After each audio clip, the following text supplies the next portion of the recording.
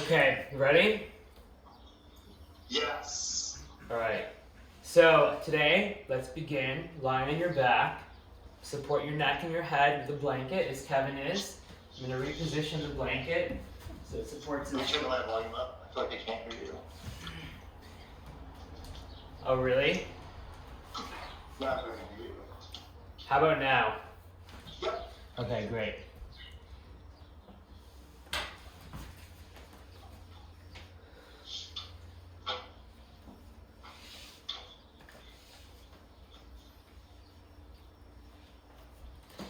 And then when you're ready, bend your knees. Have your belt nearby so it's at your right side since we're going to use it. Bring your arms alongside your body, equidistant from your hips on either side.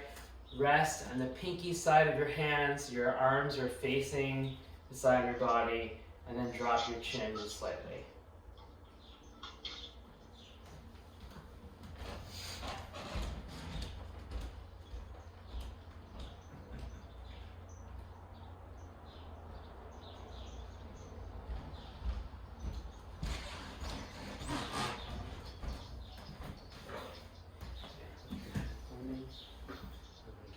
Support.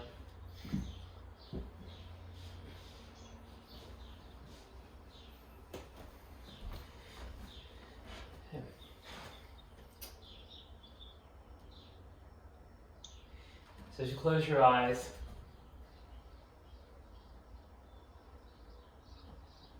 relax your lower jaw. So unclench your teeth. Let your tongue rest in your lower palate.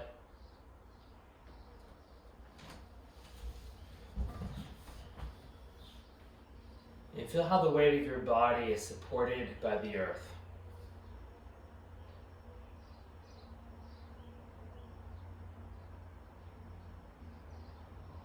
How do you touch this moment with your awareness? And how does the quality, the experience of this moment in turn touch you? How do you feel when you connect with the earth beneath you? Just even the simple practice of noticing the weight of your head, noticing the weight of your shoulders, and the weight of your hips. Without adjusting them, without doing anything to them, but just the simple practice of observing, and specifically observing internally to the inner felt sense of your body.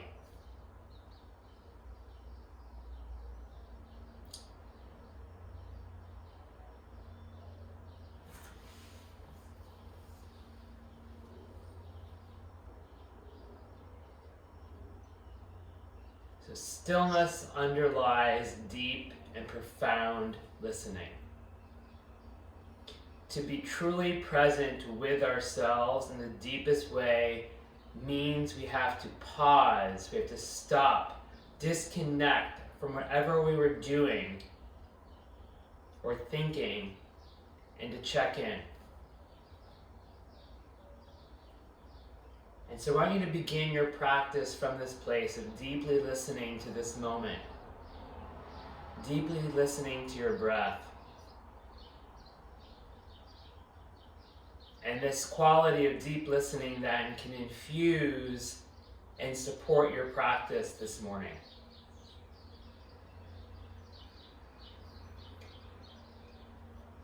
As you exhale, bring your knees to your chest, hold your knees on both your hands.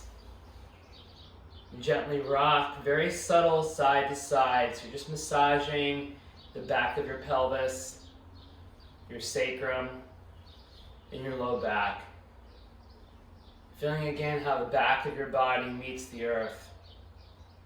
How the earth meets the back of your body. Then bring your feet to the floor. Extend both knees so they're straight. Bring your feet parallel with each other so that they're neutral. And then spread your toes. And as you spread your toes, draw your thigh muscles onto your bone. And draw your inner thighs towards the floor, pressing down with your inner heel, firming your calf muscles into the midline, and drawing your inner thighs down to the floor. Keep that, but let your buttock muscles stay relaxed. Allow your low belly to be receptive to your breath. Again, feel the back of the body. How do you meet the earth? How do you meet this moment? Bring your right knee to your chest. Keep your left thigh steady. Pressing down through your left inner heel, rolling your left inner calf, and drawing your left inner thigh to the floor. That's your stability. That's the steadiness of the pose. Interlace your hands to the back of your right thigh. Straighten your right knee. Spread your right toes. Contract your right thigh muscles onto the bone and press your right thigh into the firmness of your hands.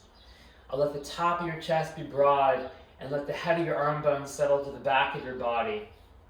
Soften your throat. Come back to your breath.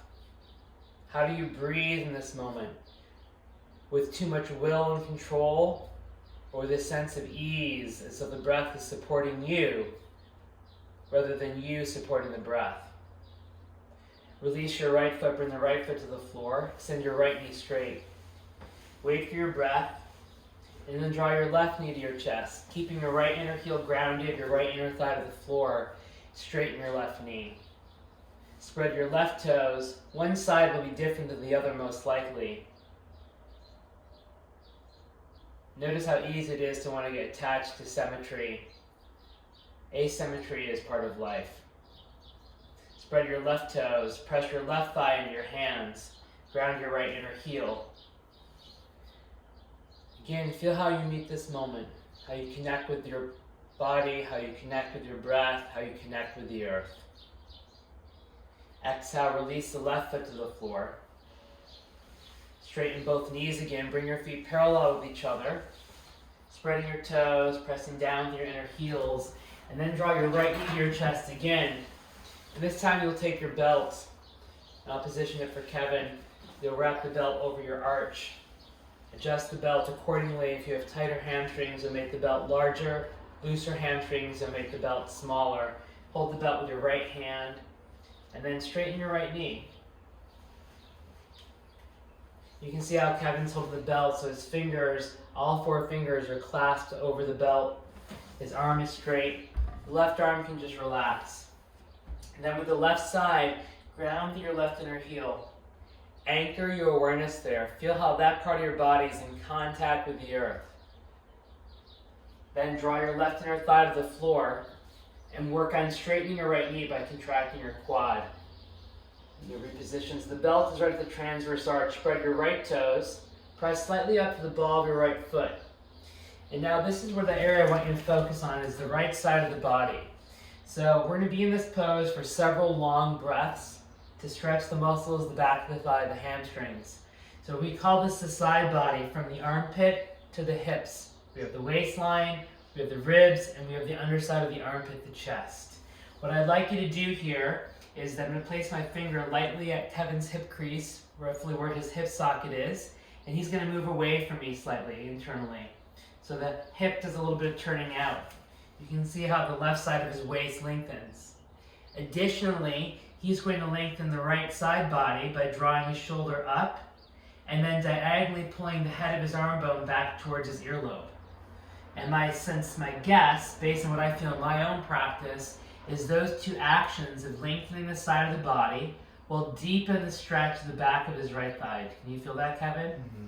Right. Keeping the right quadricep active, rolling the right hip away to lengthen the right side waist, lengthening the right side body by shrugging the shoulder slightly up towards the earlobe, and then diagonally pulling back. Okay. The left side still maintains its shape. So this is called, in Sanskrit, supta, which means reclined, S-U-P-T-A. Pada, which is referring to the foot in this instance, sometimes the leg, or a segment, or a chapter, like in the Yoga Sutras of Patanjali, there's 4 padas. And then the word anga, you've probably heard of Ashtanga Yoga, 8-limbed. You have anga meaning limb of the foot. So supta, Padangushtasana is reclined big toe pose. So eventually you hook your big toe with your forefinger, middle finger and thumb. But in that interim, we use thank you for the laughter, we use the belt. So we move in the direction of slowly and over time. As the body opens, then we can respond by adjusting accordingly, moment by moment and practice by practice, as well as year by year. Drop your chin, come back to your breathing. How do you meet this moment? This moment is always here. Our body is always here, and our breath is always here. But we suffer when we aren't here. When we're in our mind, when we're traveling to the future, or lamenting the past. And the practice of asana, even something as simple as stretching your hamstrings, is an invitation to embodiment and to being fully present. Bend your right knee. You can remove the belt. Bring your right foot to meet the left foot. And wait for your breath. Notice the sensation. The right side might feel different than the left side. Typically, the residue that we feel in asana is usually one of lightness, of spaciousness. We hydrate the fascia, we reduce physical tension, we soothe the nervous system. That tends to promote a quality of equilibrium. Bring your feet balanced or neutral with each other, and then draw your left knee to your chest, and you loop the belt over your left arch.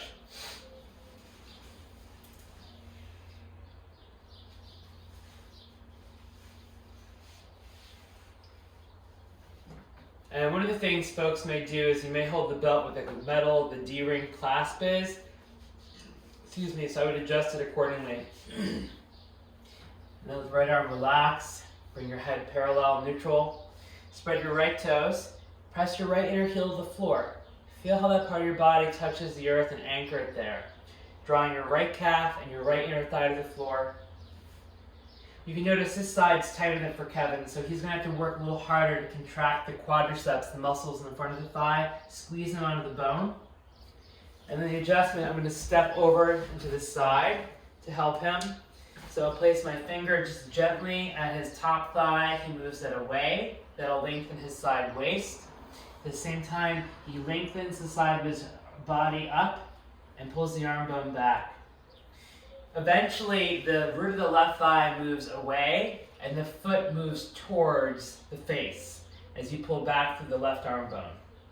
You want to feel a stretch somewhere through the back line, specifically and hopefully through the belly of the hamstring. So you might have to adjust your body at home to isolate this. You don't want to feel strong pulling sensation at the attachment of the hamstring tendons or at the ischial tuberosity at the sitting bone.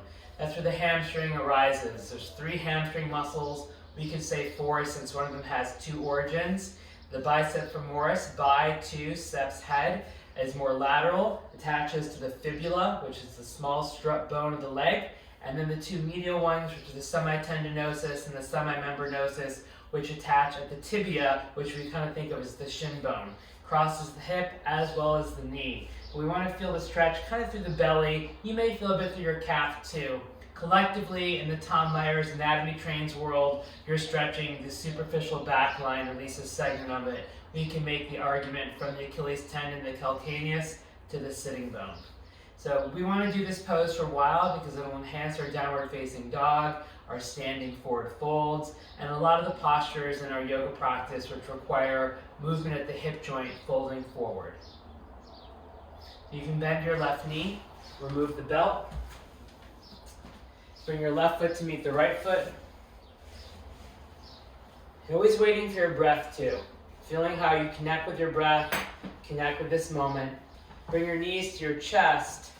Release any tension in your low back. Just gently rock from side to side. This pose too is often prescribed at some point in some sort of PT protocol for low back pain, depending what your low back pain is. So I like Supta Padangusthasana for many reasons. It's user-friendly, it's relatively accessible. Even if you were practicing with the least amount of awareness, it would be unlikely you'd injure yourself unless you were like, I don't know, bouncing around in it, listening to Britney Spears or something. So as you exhale, roll onto your side, so you come to your right side body. Then make your way to a tabletop position. We'll mobilize the spine for what we call spinal waves. So at home, you may want to place a blanket underneath your knees. So I'll position this so Kevin, lift your knees up. Thank you. And then also, I know some of you have difficulty with your wrist in full extension, so you may want to even elevate your wrist and jack it home. You know how to do that.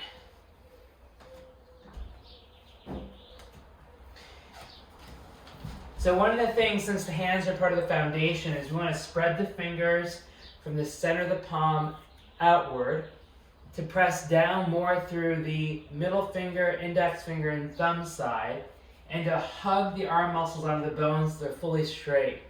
So you can just think the arms firm from the outer to the inner, towards the midline, the center line of the body, stacking the arm bones roughly above the wrist, with the hips above the knees. Notice Kevin's spine is long. He's not doing anything just yet. But on his exhalation, he's going to move to what we call cat pose. As you exhale, dome your spine up towards the ceiling. I heard someone call this an angry cat, and it's opposite, sassy cat, which I thought was kind of cute.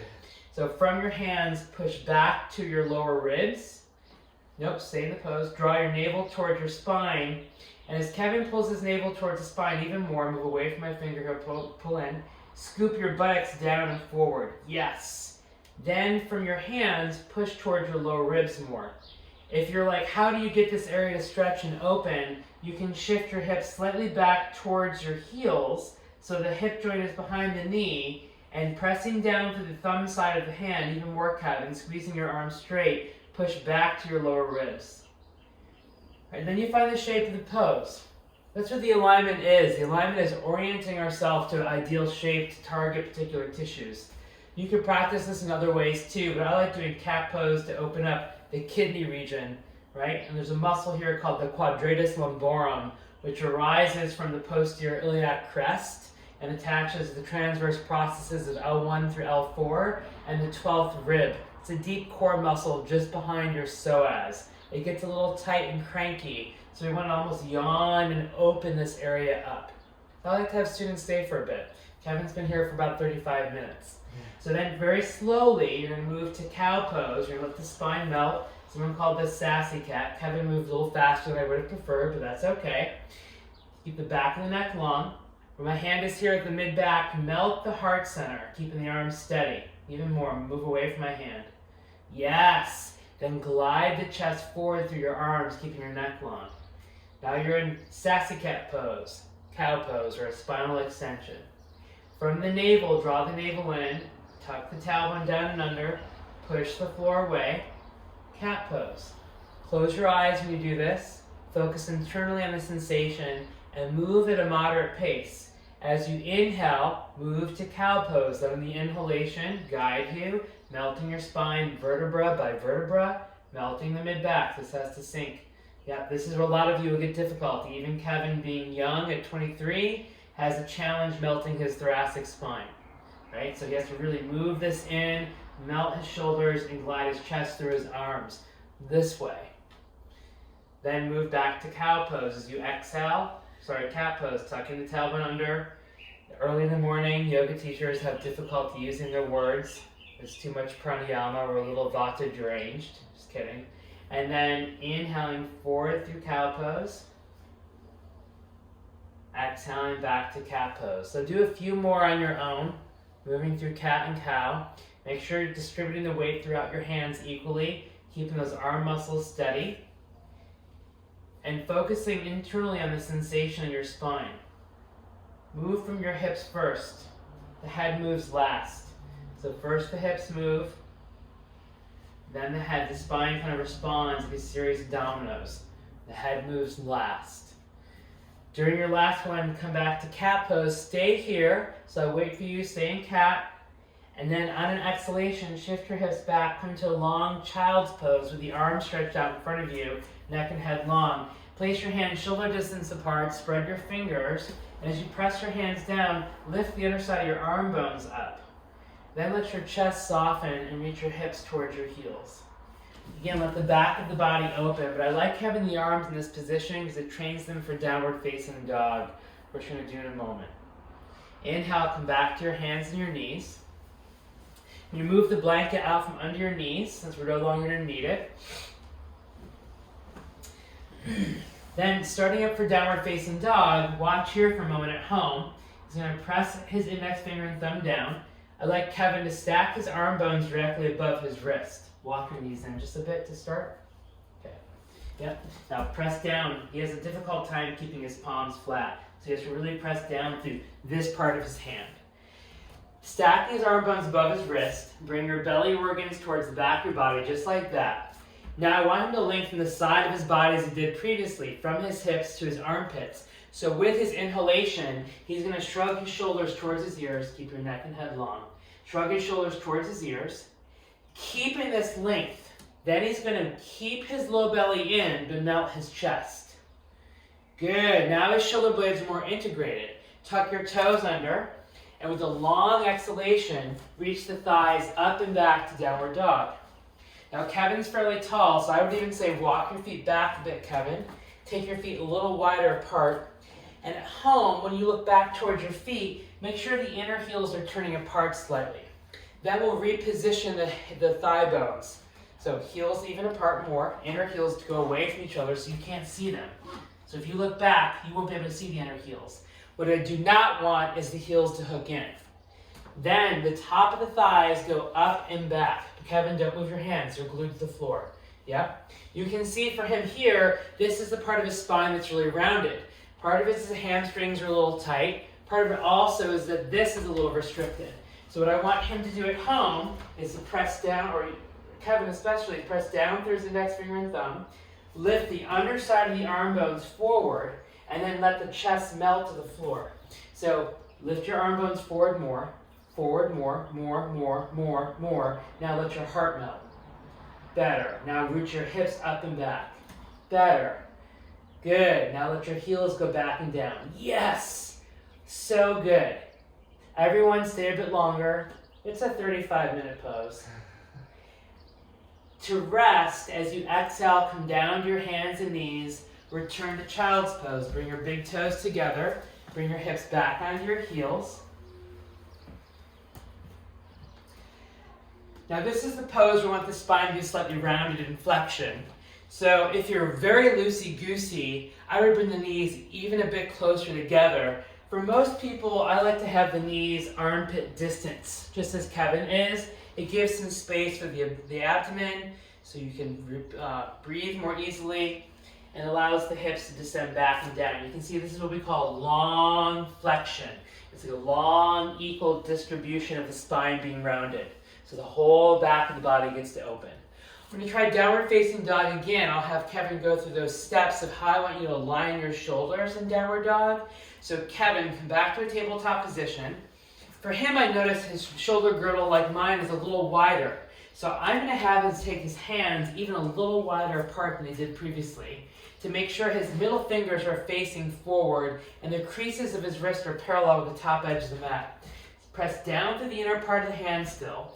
He's going to bring his abdominal organs towards the back body, so he's not overarching his low back, but it's also not aggressively pulling the belly in either. It's just imagine the belly organs move back, stacking the arm bones above your wrist, lengthen the sides of your body forward, then melt your chest. Good. Now tuck your toes under, and exhale, up and back. Adho Mukha Svanasana. Adho is down, Mukha is face, Svana is dog. Downward facing dog pose. Good. Close your eyes. Feel how you meet this moment with your breath. For you, lift your head forward just a bit. Now imagine you glide your breastbone towards me. Glide your breastbone, the top of your breastbone towards me. You know what your breastbone is? Glide it towards me more. Keep that. Squeeze your arms straight. Now glide your breastbone towards me. Squeeze your arms straight. Now reach your butt up and back to the sky. Keep gliding your breastbone towards me and move your thighs back. Better. Much better. We're again trying to give Kevin a long neutral spine, so I'm giving him in the moment cueing to align his body in the way that I think will best serve him. But what we're looking for is for the spine to be long and neutral first in downward facing dog, which can take people a while to get, maybe even a whole year of practice to integrate the shoulders and open the back of the thighs so the spine can fully release. Stay for another breath. And this time, as you exhale, I'd like you to walk your hands towards the back of the mat So you're going to arrive in a position called Uttanasana, or standing forward fold. So exhale, Kevin, walk your hands towards the back of your mat. Yep, it's a standing position, so he brings his heels all the way down. I'm walking with him. He releases neck and head. So the heels are standing. Nope. Okay, so bring it over. That's it. Then, check with your foundation at home. Most people turn the toes out. So I want your toes to turn just slightly in. It's as though the outer edges of your feet are parallel with the outside edges of the mat. So when I look at Kevin, I want him to align his feet like this.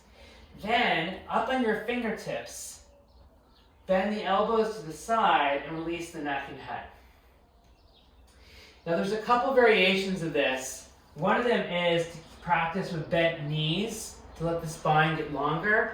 I'm going to teach the straight knee variation. If you find your hamstrings are really tight, you could even use blocks and elevate your hands to the blocks. But for the sake and efficiency, I just want Kevin to be on the fingertips like this, Kevin. See? Like that. Spread your fingers. Yep. Up on the fingertips. You're going to do a handstand to your fingers. Then bend the elbows to the side. When you bend the elbows to the side, it's going to give him access to the side of his body.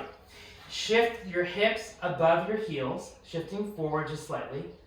More with your, no, keep your hands where they are. Shift forward, that's it. Descend down through the outer heels press down. Heels are weighted, they can't come up. Heels, about 80% of the weight's in the heel. Thigh muscles squeeze out of the bone. Then let the sides of the body get long. Move the arm bones forward and melt the chest. Release the neck and head. Ooh, look at how we just deepen into the pose. Look at that. It's lovely. It's like a cooking show. It tastes so good. I shouldn't say that. Okay, then I'd like you at home to walk forward back to downward facing dog. Palm by palm. Bring your hands shoulder distance apart. Alignment creases your wrist parallel. Spread your fingers. Move your arm bones forward. Move your breastbone towards me. And then move your butt up and back. Yes! Better. Good. Move your arm bones forward. Yep. Hollow your armpits, move forward. Move your chest towards your fingers. Now stick your booty up and back. Let your chest melt more. Good. Turn your inner heels out here.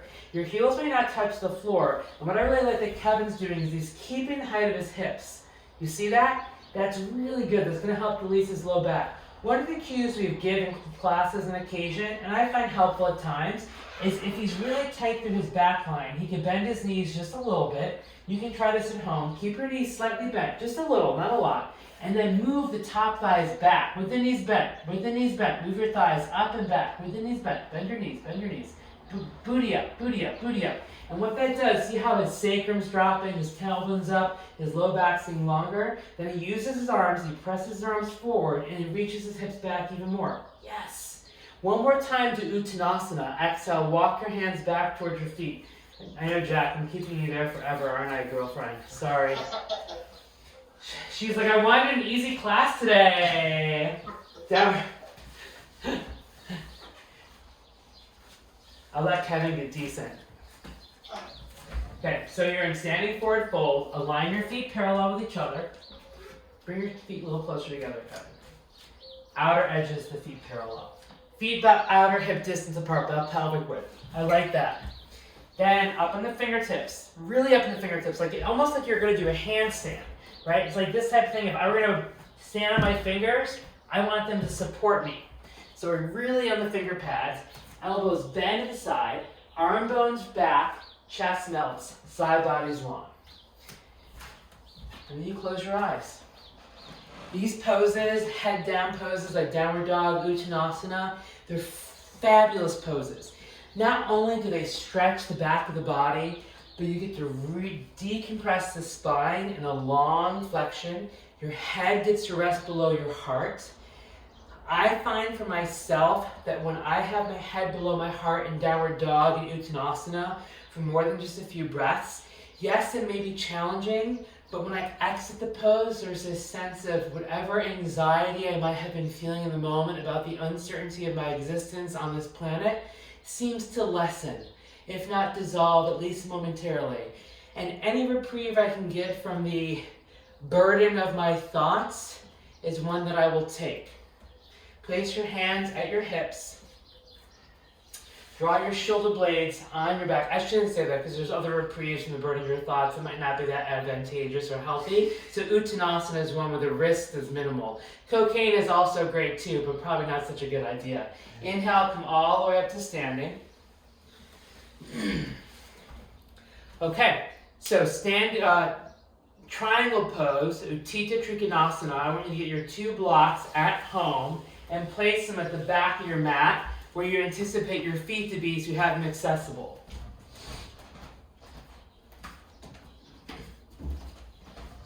My calves hurt now. They do. From what, yoga or something else? Stretching. Yoga. Okay, so stand wide on your mat. And when you're not sure what that means, like stand in the center of your mat, step your feet if you bring your arms to the side, like this.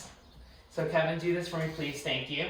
And we have a plumb line from his wrist. I'm gonna have Kevin take his feet just about as wide as his arms. And to step more to the front of your mat, so right in the center of your mat, that's it. Then take your feet a little wider apart, a little wider, a little wider, a little wider. Bring your hands to your hips to rest the arms. Now you're facing forward, this is the starting position. Turn both feet so they're facing forward. Then we're gonna do triangle pose to the right.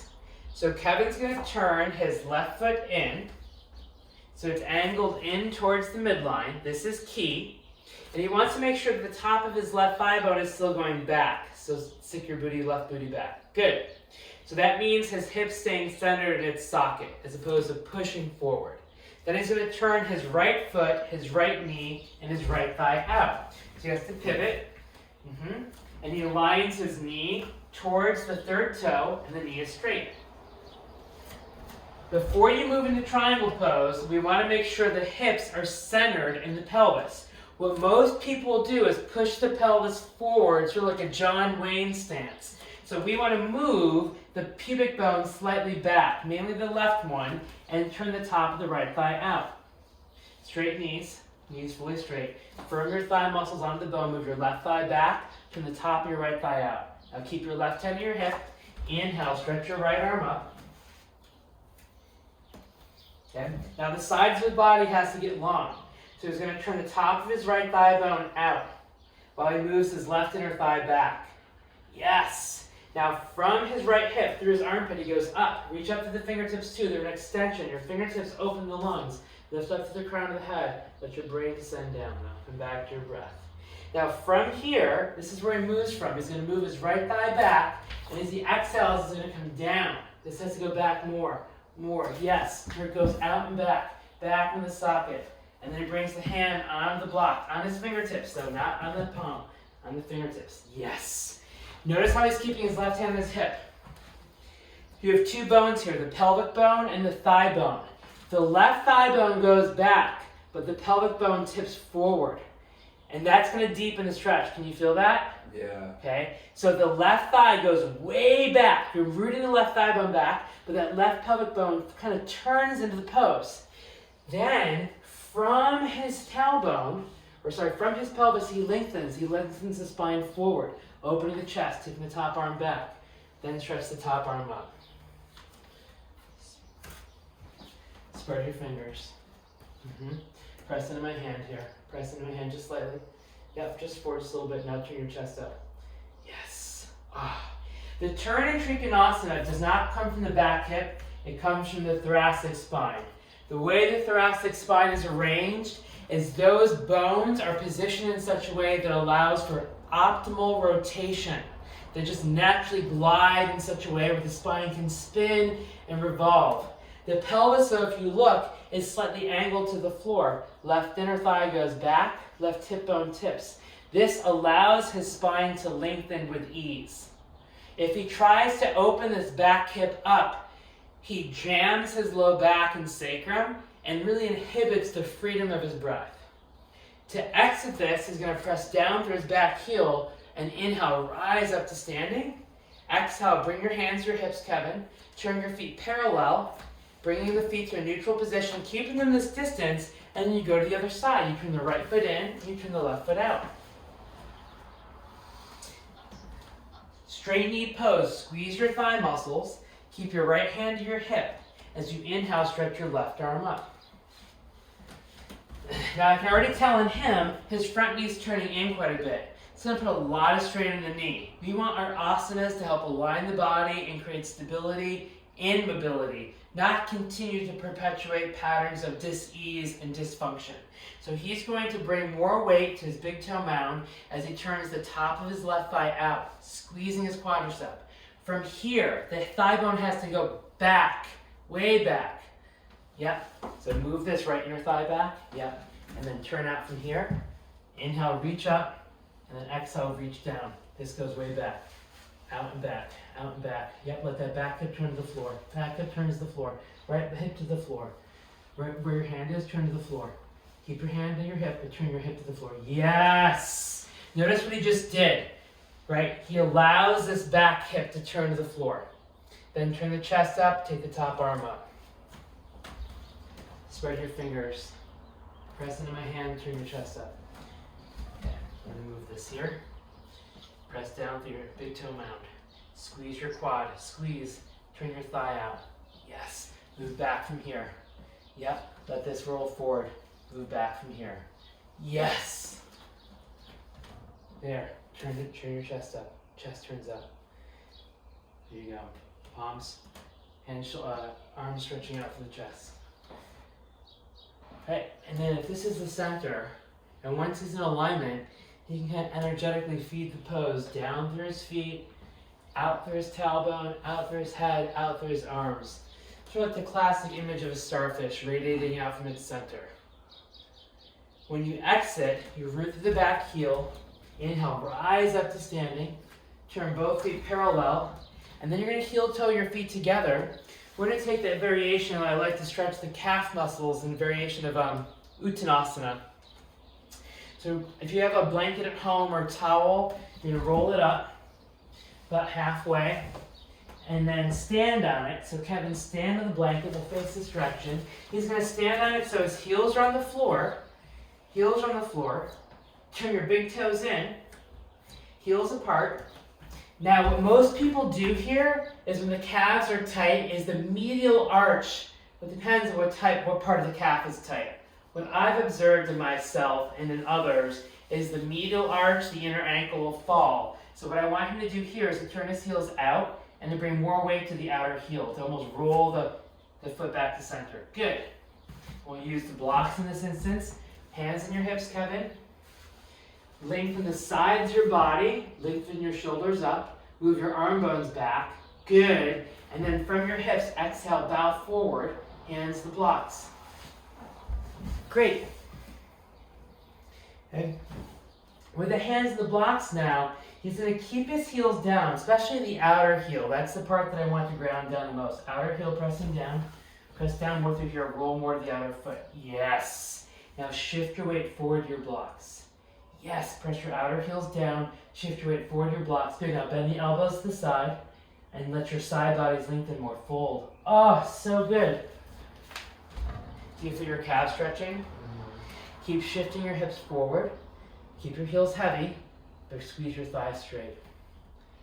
If you have tight calf muscles, now his spine is rounded more than I would like, but because his hands are on the blocks and he's not just hanging in flexion, I'm okay with this. I'm not overly concerned about him doing anything to the disc.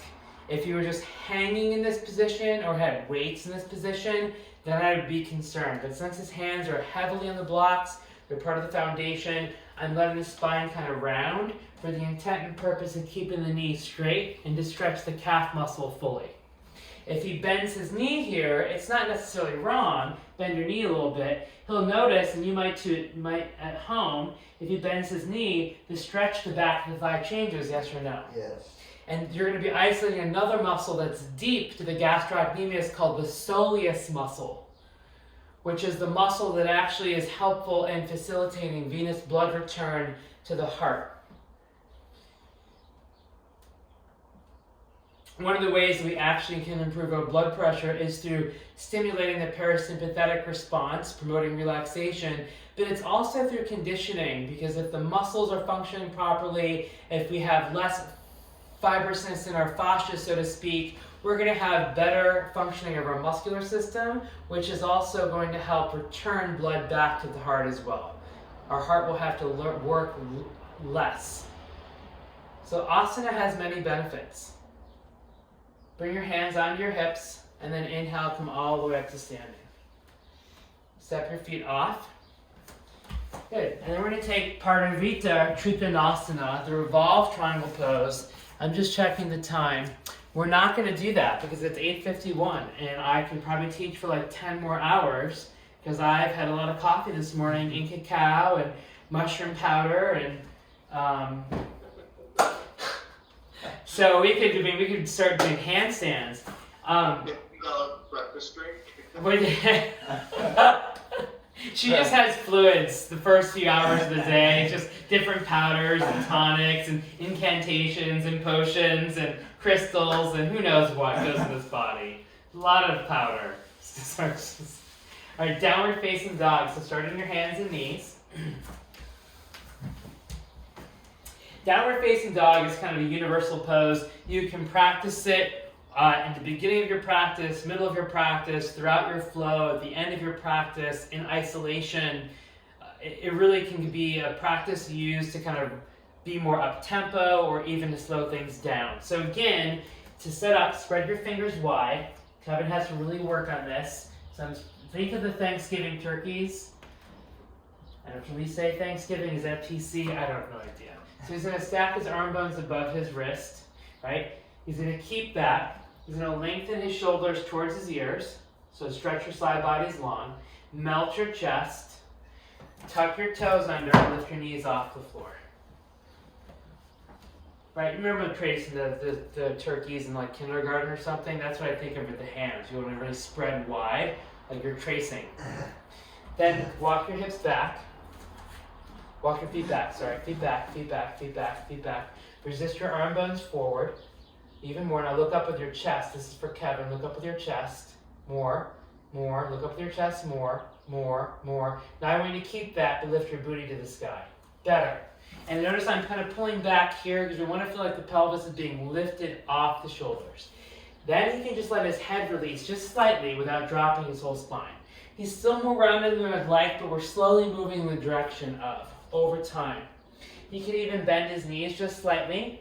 Okay? Now when he bends his knees, he releases the pull of the back line, and then he can move his thighs back a bit more. Now from here, he's going to come to pigeon pose. So bring your right knee, Kevin, to your right wrist, and your right foot across your mat. Pigeon pose on the right side. No, right knee to the floor. There you go. Great. Now come onto your forearms. What I like to have folks do for this is to tuck the back toes under, lift the left knee off the floor. Yeah. Then top of the left thigh bone, just like triangle pose. We want to move the thighs back because then we have optimal congruence in the hip joint and we can move the pelvis with more ease around the thighs. So he's going to lift the thigh bone up. Then he's going to keep the thigh bone rooted. Now he can turn his pelvis to center. You'll pull the right hip slightly back. Depending on how far forward your right foot is, you can spread the right toes and press the outer edge of the right foot to the floor. My guess when he does that, walk your left foot back a bit, lift your left thigh bone up, left thigh bone up, up. Now walk back, and then bring the left knee to the floor. Do you feel more stretch through here? Oh yeah. We do pigeon to stretch the deep rotators of the hip. All the gluteal muscles are receiving a stretch to a greater or lesser degree. But if we're going to give like a specified stretch, this would be like, oh, I got piriformis syndrome. This is usually somewhere in the vein that they would give some sort of release to this, to the lateral rotators of the hip. You might also feel a little bit of stretch in the upper attachment of the hamstrings as well. What you don't want to feel is a lot of pressure on your right knee, and you also don't want to feel like you're dropping into your right hip joint. So the pelvis is actually lifting up over the thighs. I'm sorry, I shouldn't be standing over Kevin, but it's not a good practice. I'm standing beside him, just as a note for yoga teachers. This is like too much power, but we have a personal relationship, so I'm just kidding. So lift your, not like that. So. It's not. You know it's not. You know when you're friends with someone, you're way more casual. Okay, then exhale back to downward facing dog.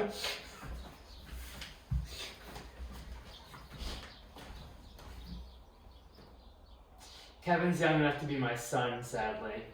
Then Am I really? could be if I was extra. Given my proclivities as a teenager, had I been attracted to the opposite gender, yes, he probably would have been my son. Bring your left knee forward.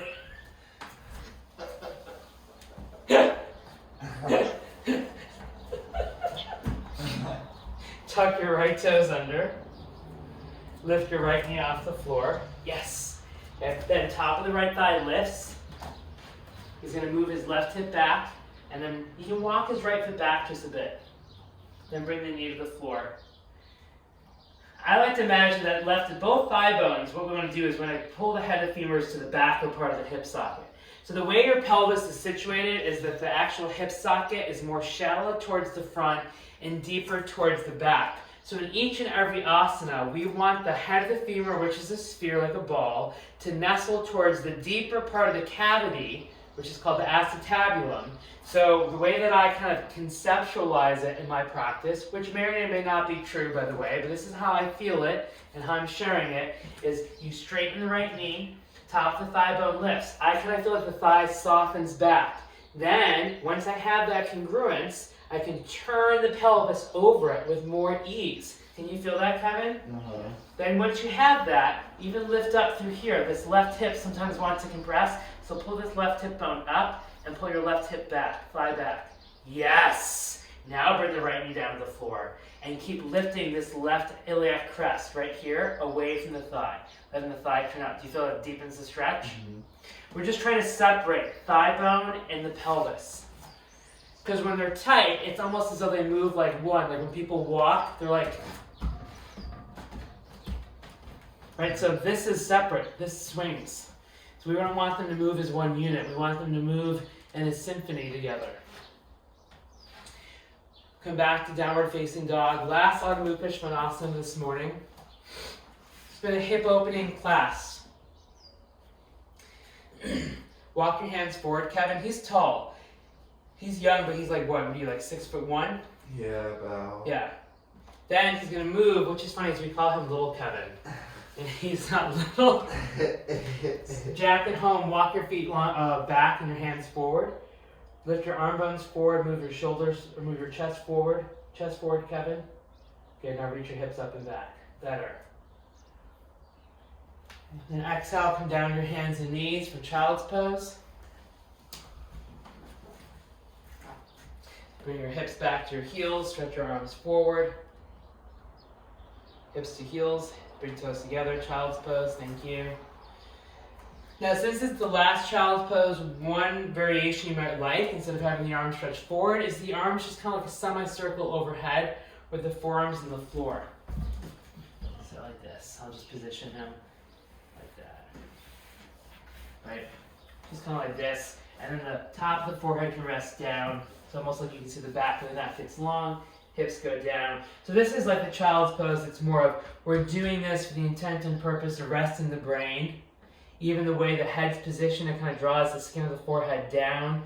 The nape of the neck is long, almost like it's hanging, right? His shoulders are relaxed, his arms are relaxed. Not everyone has this range of motion, so it may not always be possible. This is the more resting variation of child's pose. Then come back onto your hands and knees. He's going to come lying on his back as we did in the beginning for a Shavasana.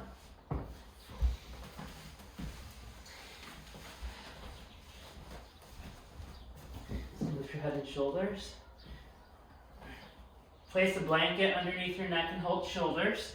You can see how I'm kind of supporting the back of his shoulders and head so his forehead is higher than his chin.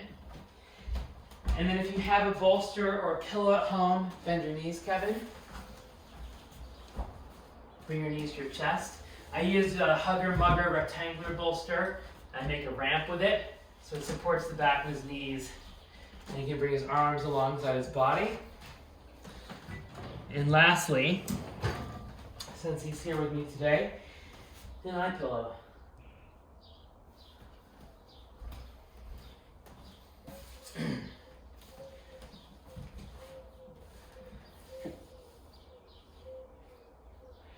So that could have been a simple practice at home. You know, Supta Panushtasana, You can do it twice, mobilizing your spine and spinal waves.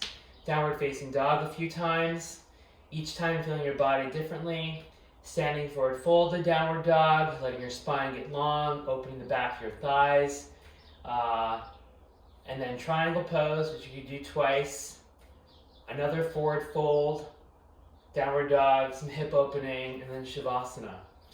I know we took an hour to do that as I'm explaining and teaching and talking, because as a yoga teacher, it's my job not just to guide you, but maybe to educate in some way as well, to give you other things to consider in your home practice.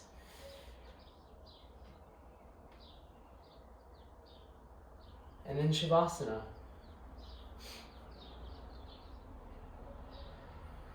So the way that I view this in my life now is Shavasana is the practice, and probably one of the only times throughout the day. Let me rephrase that. This is the practice that when I do it, it's a gift to myself to do nothing. And I think within that, for all of us, that's how we practice. That the physical practice of self-empathy or loving kindness is stopping, pausing, and giving ourselves the gift to not have to do anything. Not even have to relax, not even having to manage your thoughts or your breath, or to tell yourself, oh, relax, let go. I mean, there could be a variety of things you do internally here in Shavasana to help down-regulate your nervous system.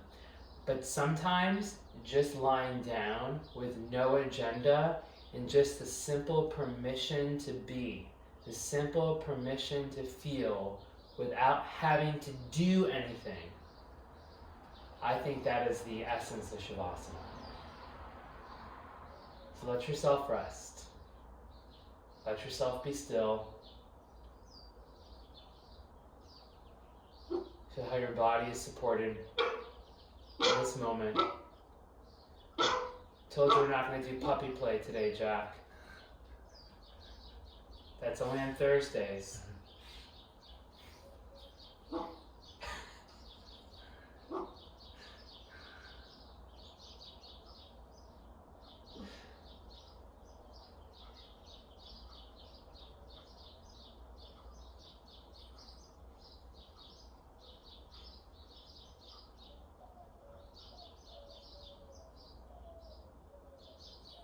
So one of the reasons I like folks be still is when we're still, we can really receive. We can receive gravity.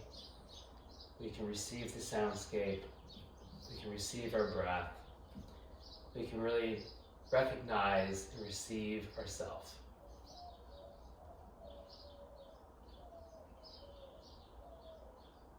Shavasana.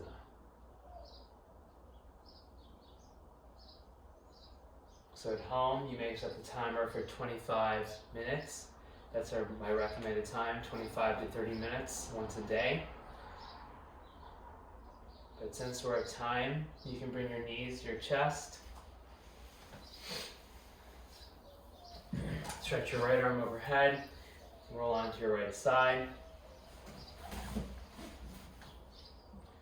And then press your hands into the floor to come up to a seated place. So thank you so much, Jack. Thank you so much, Kevin. Thank you. Namaste. Yeah, we'll see you on Thursday. Namaste.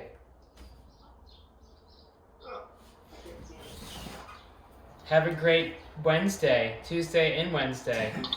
You too. All right. Bye.